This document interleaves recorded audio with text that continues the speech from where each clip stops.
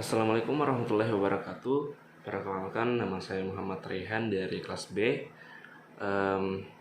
NIM 220806501002. Kali ini saya akan menjelaskan tentang materi pertemuan 5, yaitu tentang metode berpikir, metodologi desain, atau berpikir desain, atau problem solving. Jadi metode berpikir, metodologi desain, atau yang juga dikenal sebagai berpikir desain atau problem solving, adalah pendekatan sistematis untuk mengidentifikasi, menganalisis, dan memecahkan masalah secara kreatif. Pendekatan ini melibatkan langkah-langkah terstruktur untuk merancang solusi yang inovatif dan efektif. Tahap-tahap yang harus dilalui untuk berpikir desain adalah: yang pertama, identifikasi masalah. Tahap pertama dalam berpikir desain adalah mengidentifikasi masalah yang perlu diselesaikan. Hal ini melibatkan pengamatan, analisis, dan pemahaman mendalam terhadap masalah yang dihadapi.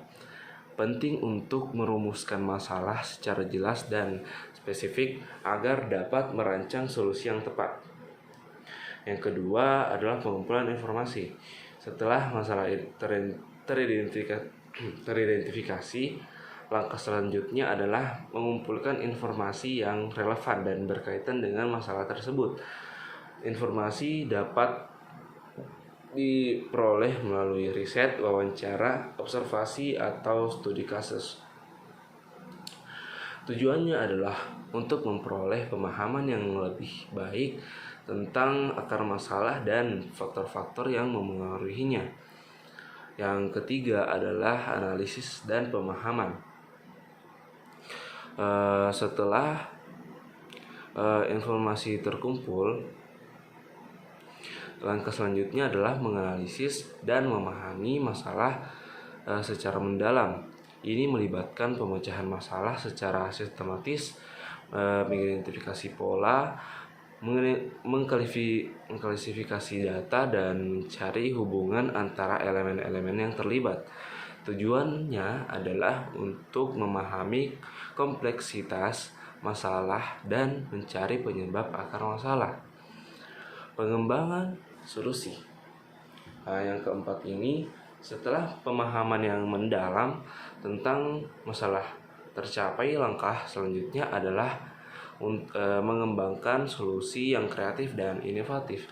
Dalam tahap ini, berbagai ide dan konsep alternatif dihasilkan dan dievaluasi. Metode seperti brainstorming, mind mapping, atau teknik kreatif lainnya yang dapat digunakan untuk merangsang pemikiran kreatif dan menghasilkan berbagai solusi potensial.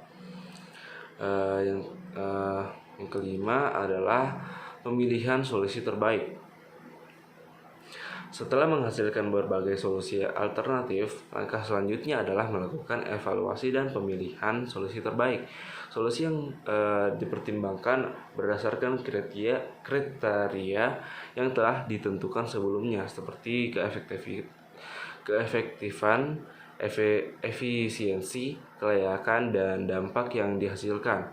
Solusi yang dipilih harus memenuhi kebutuhan dan tujuan yang telah ditetapkan. Yang keenam adalah implementasi dan evaluasi. Setelah solusi terbaik dipilih, langkah terakhir adalah mengimplementasikan solusi tersebut dalam praktek dan melakukan evaluasi terhadap hasilnya. Dalam tahap ini, solusi diuji, diimplementasikan, dan dievaluasi untuk memastikan bahwa solusi berhasil memecahkan masalah dengan baik. Jika diperlukan, perbaikan dan penyesuaian dapat dilakukan untuk meningkatkan kinerja solusi. Terima kasih.